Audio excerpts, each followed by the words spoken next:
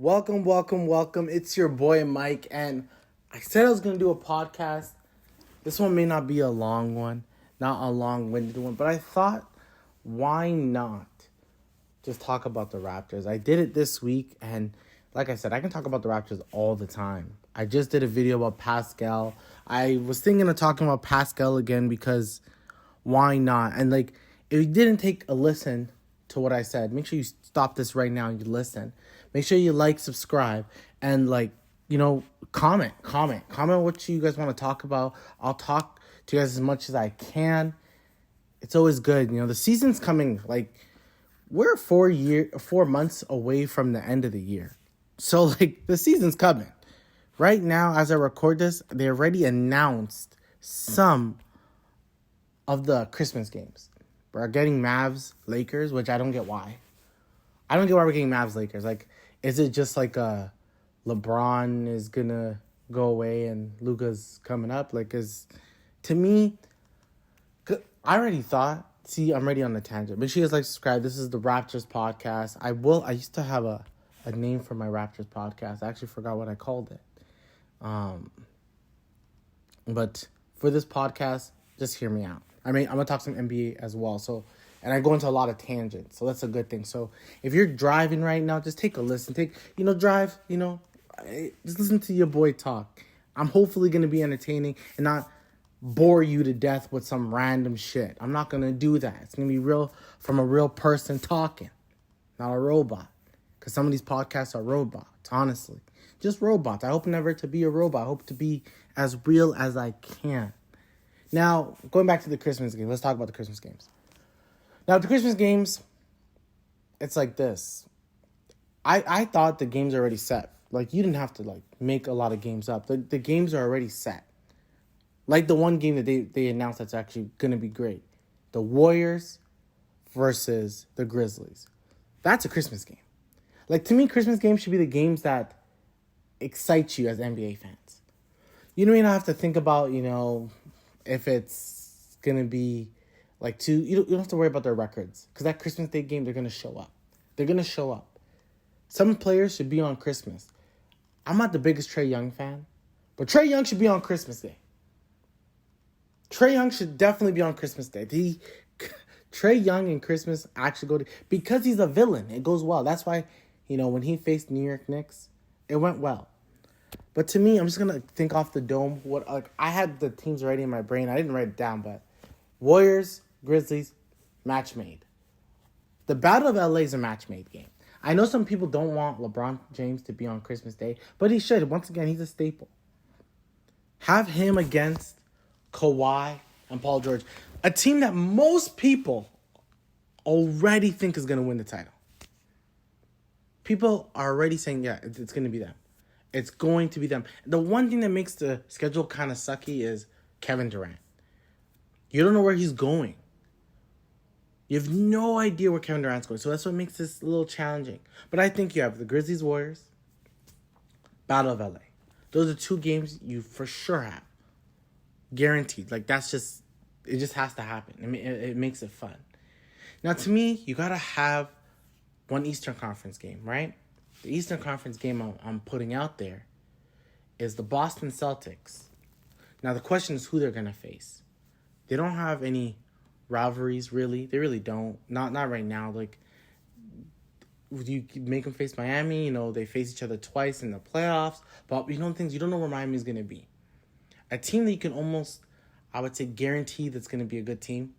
I think we can all say they're going to be a good, it would have to go, this man would have to get injured. Joel Embiid. So I think you put the Boston Celtics against the 76ers. Two teams, I'm pretty sure it's going to be battle of the top teams, probably the top three teams in the East. Now, if you don't want the 76ers, you have the easiest pick. You pick the best player, arguably. Someone argue. You put the best player in the world. You put Giannis Antetokounmpo. So then you go Giannis versus Tatum and Brown. That's it. The Bucks versus Celtics. Let's lock that in. Celtics versus the Bucks. Now they normally go 12, 230, 5, 8 and 10. I think that's how they do it. So it's like 5 games.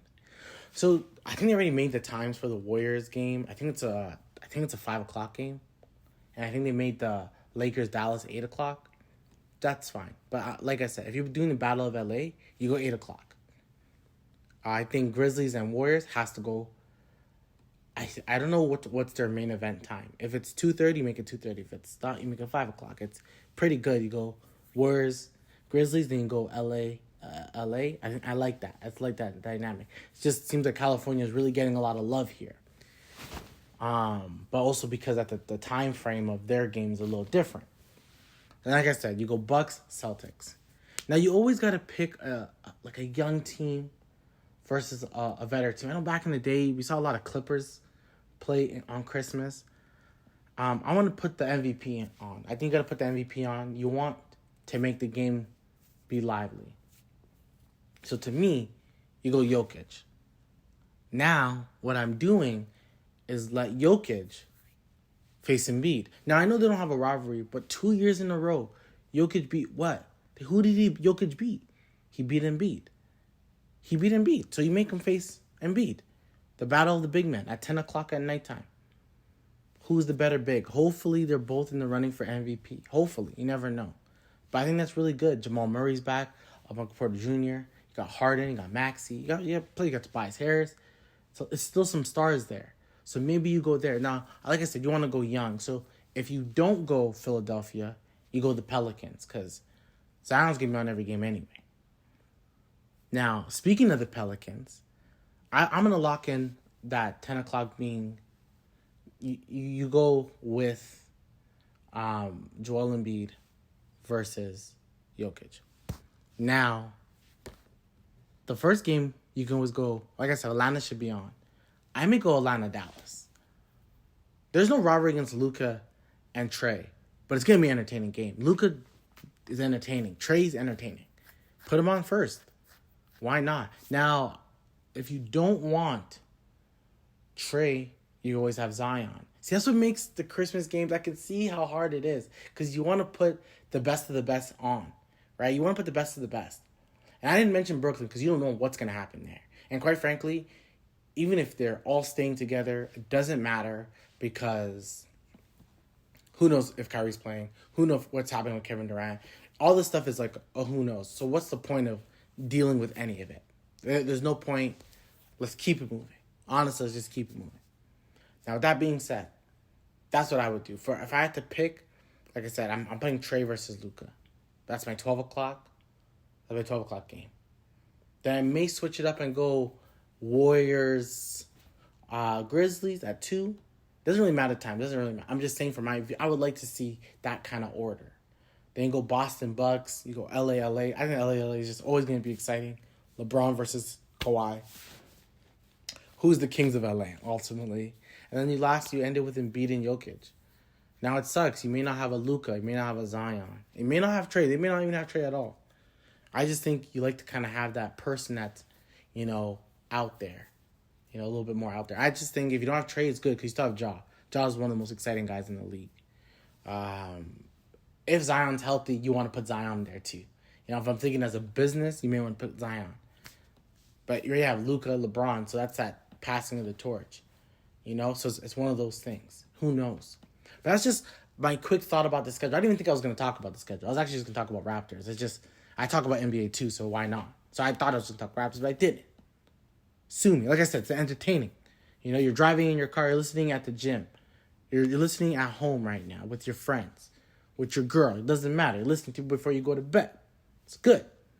Next, we're going to talk about the Raptors. So Raptor fans, plug it in. If you're non-Raptor fans, still listen because some of you non-Raptor fans don't know what you're talking about.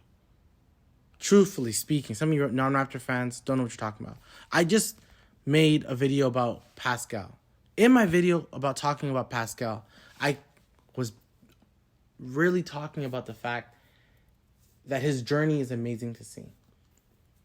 Pascal's journey is amazing to see. Not only that is Pascal's journey amazing to see, we need to understand and appreciate that he's our number one guy as Raptor fans. Now, if you don't like Pascal's game, that's a you thing, right?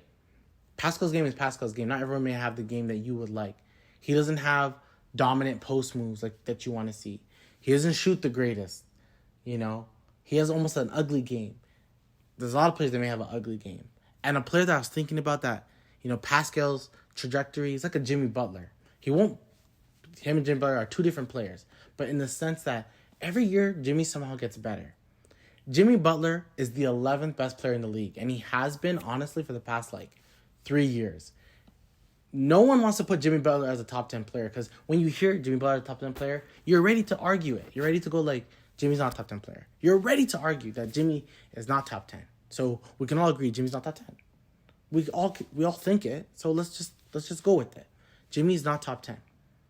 But he's 11th. He's right there. He's just right at 11th. He's not. Don't say Jimmy's 12th because you're like, oh, that's kind of unfair. The man brought his team to the Eastern Conference Finals twice in 3 years. Was at the finals. Doesn't matter if it was a bubble or not. One shot away of making the finals again. They were my pick to win it all, actually. I truly think if Kyle was healthy and Bam played like a second, legit second, like the way Pascal played for Kawhi, they're beating the Warriors too. I get that everyone wants to say the Warriors were great and blah, blah, blah, but I don't want to limit anyone's championship because I think it's hard to win the championship. I think circumstances happen. I think the Warriors had the best type of circumstance happen for them this year. That's what I'm thinking. But Pascal has grown so much. And I believe, though the game was ugly, that trajectory of Jimmy Butler, maybe Pascal will never be a top 10 player. Maybe he'll never be that number one guy. But then some people will argue Jimmy Butler's not number one guy.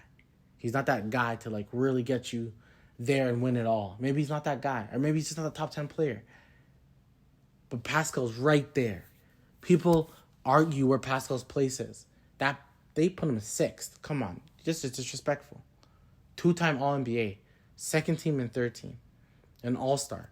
Some would argue he deserved the all-star this year too, but you know what? He started off late and didn't start off so great. Pascal is probably going to be an all-star again. I'm not sure he'll make an All-NBA because that is hard. At the forward position is harder because you have LeBron, Giannis, Kawhi, Paul George, Jimmy Butler sometimes, DeMar. It's just so much guys. So it's going to be much harder to get there. But I don't want to talk too much about Pascal because if you want to listen more about Pascal, you got to watch the video. I want to first talk about the summer runs. Now, with the summer runs, we're seeing, Scotty has his own YouTube channel. We're seeing the improvement in Scotty. What I want to really say, they're just, they're summer runs. The guys are not playing defense like that. It sucks, and I hate saying it myself. They're not playing defense like that. But what I actually love seeing, and I know I hear teams do it all the time, but I don't care. I'm talking about the Raptors here. I love seeing that most, if not the whole team is there. I think the only guy that's really not there is Precious because he's in Nigeria. But that was the beginning of Summer League. That's when Precious was there. I think it's nice to see the whole team play together. One of the reasons why the Raptors are projected to win be 5th seed, and why they're projected to win the games. I know that the games are probably lower than last year. I think one of the reasons why you bet low so then it's higher. It's easier for the money. It's just what it is. Also, I also think the East and West are so good on both sides. There's no team that's gonna stand out. There is always that one team that somehow wins 60 games. It just happens. This year was Phoenix, winning 60 games. Not a lot of people thought it was gonna happen, but it did. Now this year is probably gonna be that one team. I think it could be Boston. But everyone else is going to be right in the middle. A lot of teams are going to go back and forth. There's not a lot of teams that you can definitively say this team is way better than another team. The only team in the East that you can say is way better than anyone else is the Boston Celtics and Milwaukee Bucks. In the West, until I can see them all play, the only team I'm ever going to have any confidence in is Golden State, in all honesty. Now, going back to the summer runs, like I said, my train of thought goes everywhere. So just bear with me. It's nice when a team is fully together. The finals had the Warriors and Boston Celtics. 2 teams that have been together. No movement. No dropping. It's been the same guys. Every team needs that. Some of the teams that have won, yeah, of course, there's when the Warriors won with KD, the Warriors were still the same team. It took LeBron and Kyrie and Kevin Love to kind of be with each other for a year. And they spent a lot of time together to work on their games together. Like, it takes time. Milwaukee winning that title. Him and Middleton been together for years. They brought Holiday in to kind of bring it all together. Because, yeah, you're going to need those pieces to bring you all together. But having everyone there, it's good to see. Even Otto Porter being there. After winning a title, if anyone can get a rest, it's Otto Porter. And he didn't, And that's what I think as fans, you appreciate that. You see the makings of the team. You see the coming of a new bench mob. The reason why the bench mob was so good last year is because they knew each other's games. Fred knew where Pascal was going. Pascal knew where DeLon was going. DeLon knew where OG was going. OG didn't play a lot in the bench mob, but they knew where Norm was going. They had the bench dad, which his name is like, I want to say Miles? CJ Miles, yes. They had CJ Miles. Like, they had guys. It was all there. It was something that helped them as a team, quite frankly, quite honestly. Now, with that being said, these runs are not winning you 82 games. There's going to be some growing pains, but I'm still excited. It makes me excited to see what this team can be when I see these summer runs. Because legit, it reminds me of that time of a growing Pascal and a growing Fred and all that stuff. Now, in regards to growing, let's go to the next topic. Delano Banton. I liked when I saw the Rico Hines runs. Rico brought up Delano and said, like, hey, man, I don't know who you is, man. I don't know you. But I like your game.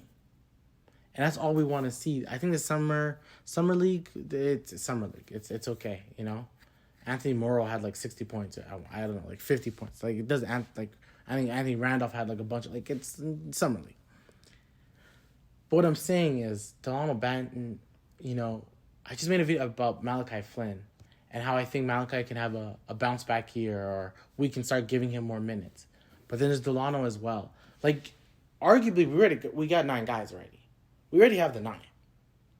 Fred, Gary, OG, Pascal, Scotty, Ochua, Birch, Otto Porter, and Thad Young. That's our 9 already.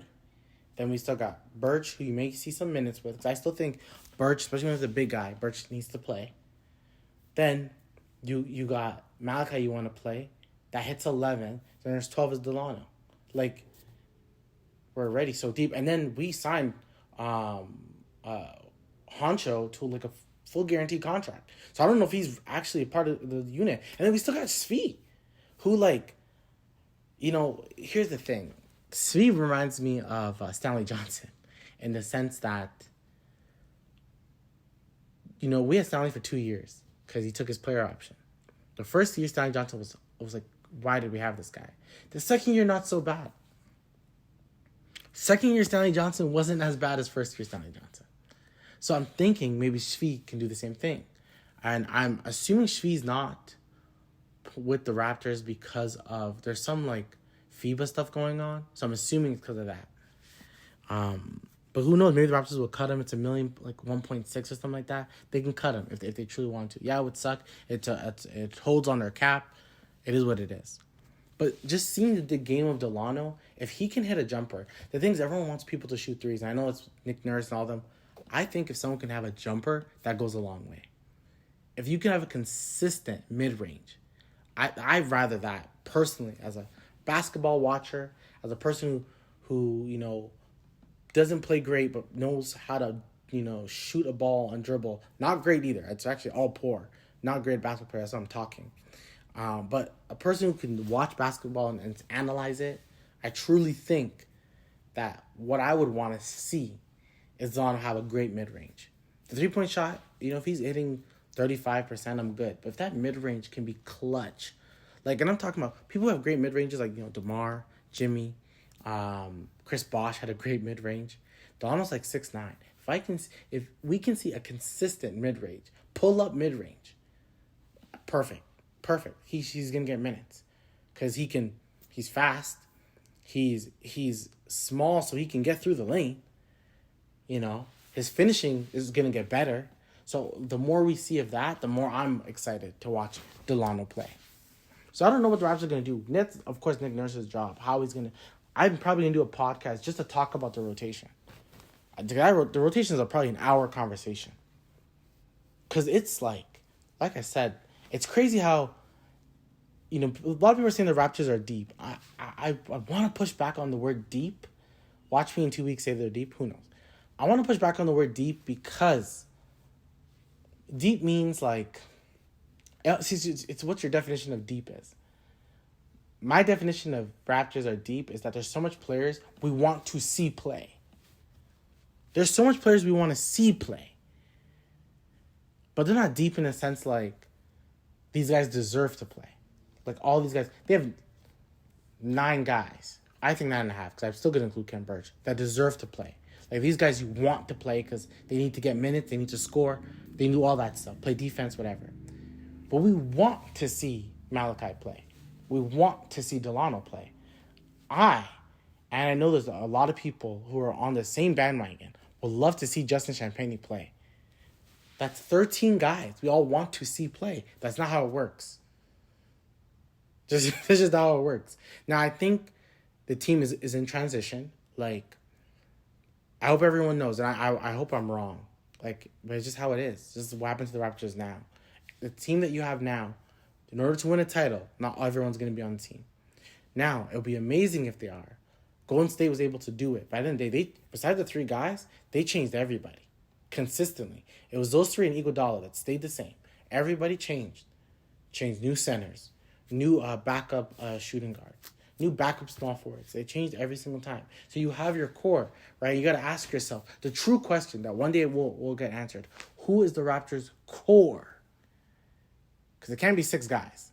Unless they're... Because at the end of the day, you got to pay OG. You definitely got to pay OG because the man's king. He's underpaid right now.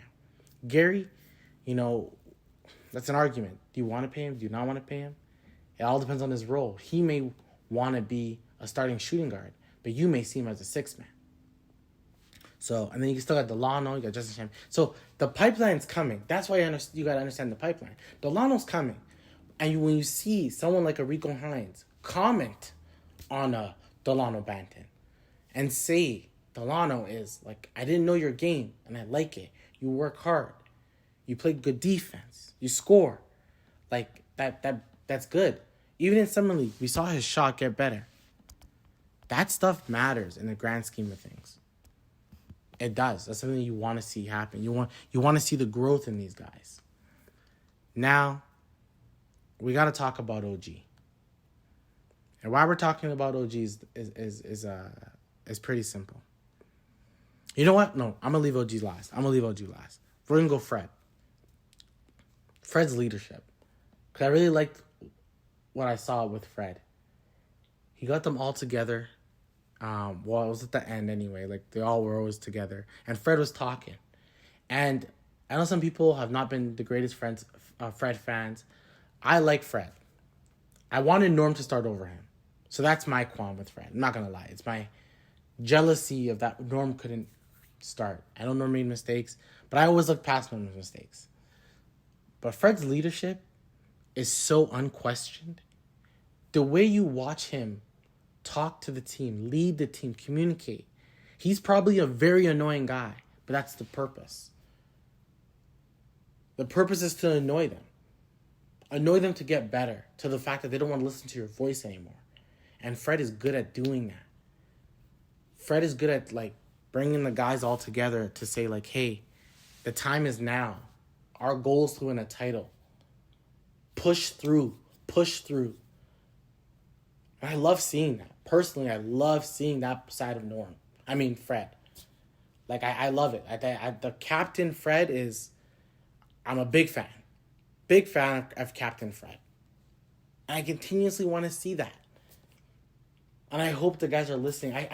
That mentality Fred has, like what he said, is something that I think as people you got to stick with.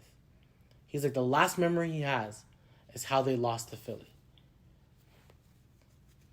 Well, OG, Pascal, Gary, Scotty, Precious Ochua, Boucher, Birch, Thad, you guys should all have the same mentality.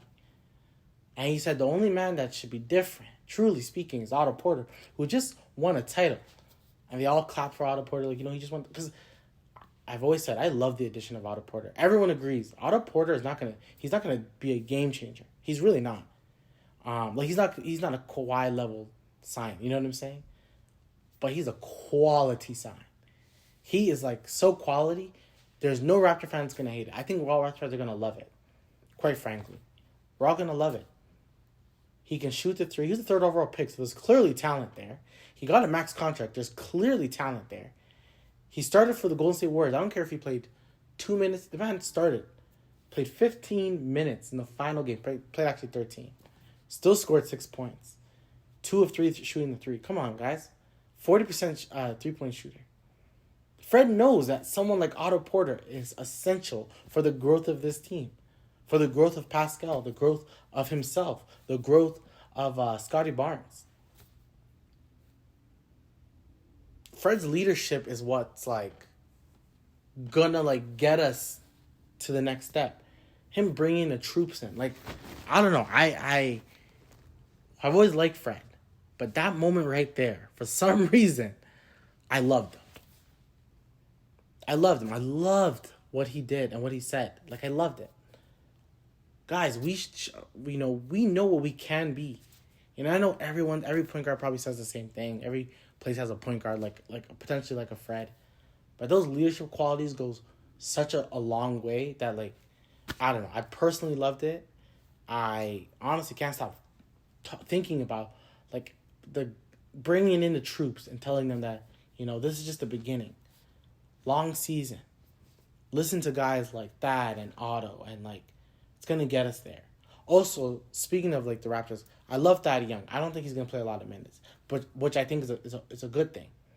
I think Thad knows that he's a vet and he's here to I can see Thad I hope I can become well known to the point that you guys can clip this. I think Thad Young will be an assistant coach with the Raptors in 3 years. I truly think so.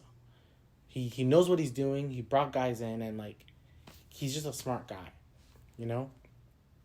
So now I want to talk about OG.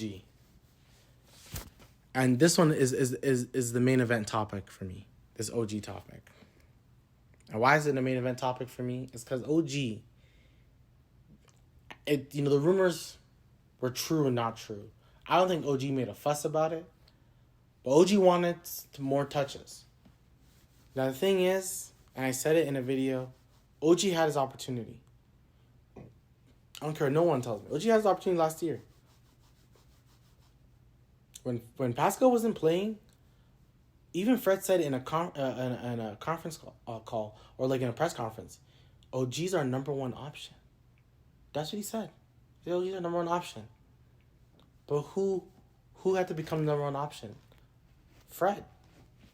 There was too much on OG, and that's probably because he was still guarding the number one guy, things like that. But I think we all can agree that OG's best. OG's great. I'm not. Once again, I'll probably talk about when I talk about rotations or untouchables. I get it. If we're getting Kevin Durant, then you got to trade OG. That's just the way the game works. But OG, to me, is the third most untouchable player on the Raptors. To me. He really is. And that's just because every team wants OG. Or needs an OG on their team. Some teams already have an OG. And I get the Raptors because of Precious. They're we kind of have a replacement. But OG, shooting threes the way he can shoot it. Being able to play defense the way he can play defense. I think the best version of OG is scoring 17 points a game. And I think OG can get 7 rebounds and 2-3 assists. But guarding the best man. I think the ultimate version of the Raptors is probably OG averaging 15 points a game. But shooting 40% from 3. Playing amazing defense. That's what I see. Going 15, 8, and 3. Those are still amazing stat numbers.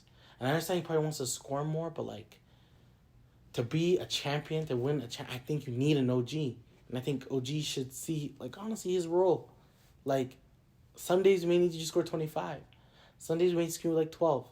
But I need you to guard the best player on the opposite team. And the stat that everyone keeps talking about is the isolation. OG isolation is bad. It's bad. It hasn't been good. That last season was awful. Awful, awful. Did it get better? Can it get better? Of course it can. So as much as we all want to see OG, blossom to the guy, he's not. He's not Kawhi. And I could be completely wrong. Who knows? This NBA season, guys grow and they develop their skills. He can become a better ISO scorer, and then everything can flip completely. And if OG is a better ISO scorer, oh my God, this team is gonna make it to the finals. Because like, you have OG a better ISO, like you have Scotty, you have Pascal. Like, come on, like that's just so much length and defense. Got pressure still growing at the age of 23. It's just so much growth happening. And OG's so young. He's so young. So, but OG wanting more, I thought I was going to have a more like ruder take, but I don't. My only take with OG wanting more is that maybe it's not your role. Maybe it's not the best version of OG. And we can say like in watching it's not. He had his opportunity.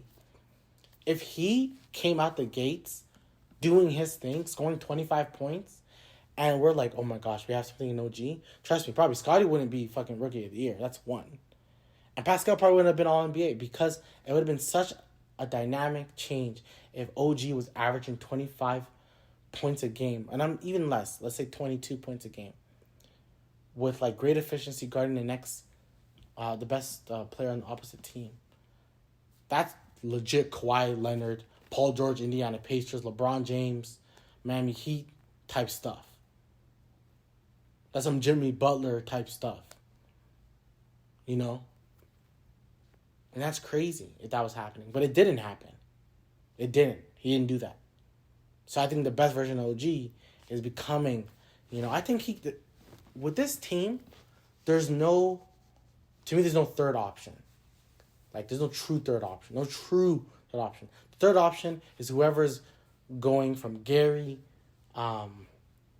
Fred, and OG. That's the third option. Whoever's hot that day. That's the third option. Because Pascal and Scotty are number 1 and 2. Now, this season may not be the case. This season, Fred still may be the second option. That's just... Scotty still probably needs to get more reps. But it's going to be Pascal's number 1 option. And it's really everyone else. Whoever's having the hot hand. The way Nick Nurse plays is... it's everyone gets to touch the ball. So, OG still has his opportunity. He still has his opportunity. Like, that's the thing. The way they play defense, and it's one ball, 110 points. Everyone can kind of score about 15 points a game. And that's just how this team can go. Maybe this team is kind of like the Pistons. Like, and I'm talking about the 03, 04, 05 Pistons. The win the NBA title Pistons. Maybe this team is like... maybe they're not the Warriors. They're not the Clippers. Maybe they could be like the Pistons. You never know. Have one guy score a little bit more than others, and everyone kind of average out. You never know. Maybe that's this team. Who knows? But I just don't think OG should... Well, I hope he doesn't harp too much on his want of becoming an ISO scorer. Or his want of touching more. And, like, Gary wants more touches. Precious wants more. Pascal wouldn't mind. Fred wouldn't mind. Gary definitely wouldn't mind. So everyone wants more touches. And like we all want, I want Justin Champagne to play more. I talked about Delano. I want Delano to play more, potentially. Malachi Flynn. I want him to play more, too. How much touches can everyone have? Otto Porter's there. Thad is there. Boucher's there. That's why this team is deep, because you want to see people play more. You want to see everyone kind of highlight, become better as players. And I quite frankly still want to see Pascal become I want to see Pascal average 24, 25 points. I really do. I'm going to be honest. That's what I want. I want Scotty to average about 20 points. Then I want, OG, Fred, and Gary to all average like 15 to 16 points, right? But Gary's in a contract year. Some sense Fred is in a contract year. So there's a lot of moving parts in this. But I don't know. But I'm going to leave it there. I'm going to leave it there today. I don't know what my next one is going to be, but I hope you guys like it. I hope you guys comment. I really hope you guys like this podcast, man. It's Raptors, it's Raptors against the world.